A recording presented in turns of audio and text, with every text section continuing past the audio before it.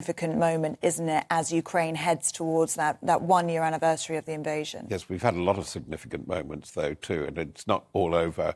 I think it's going to be very difficult to bring the war to an end this year, but it's going to take a long time. It's very important putting armour in, but you've got to build round that package, and there is another shoe that must drop quite soon, which is air and air support. They've been either very successful by skill, but I think as much by luck, in neutralising largely the Russian Air Force up to now. That may not be able to go on forever. How significant is it that Germany, in particular, has agreed to send these tanks, and it's allowing countries like Poland that have bought its tanks to deploy them to Ukraine? Vital, absolutely vital, because both the British and the American tanks are very good in their different way, and they both share this magic Chobham armour, which was developed in Britain. But the Leopard, this force of Leopards, which the Germans were holding up on because they hold the export licence, they are German-made, is absolutely gives you critical mass. Because, OK, you're getting a dozen or 14 German tanks going in, but roughly the same number from Poland. Estonia is even considering sending, certainly the Finns, the Danes, the Dutch, the Spanish. So you're going to get a force of up to 60 Leopard 2 tanks.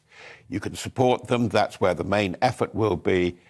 With the not insignificant British squadron and the 31 from the US, you have got, sorry to give you the jargon, you've got roughly 2 divisions, because it's not just the tanks.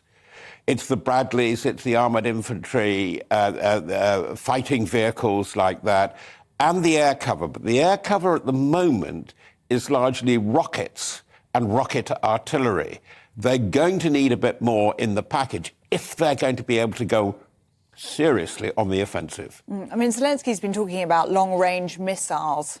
How likely do you think that is, that could happen? I think that's the next one. Do you? There's a thing called the ATACMS, which can be actually ground-launched or launched from aircraft. They need that to really get at the Russian forces, sorry to use jargon again, in depth.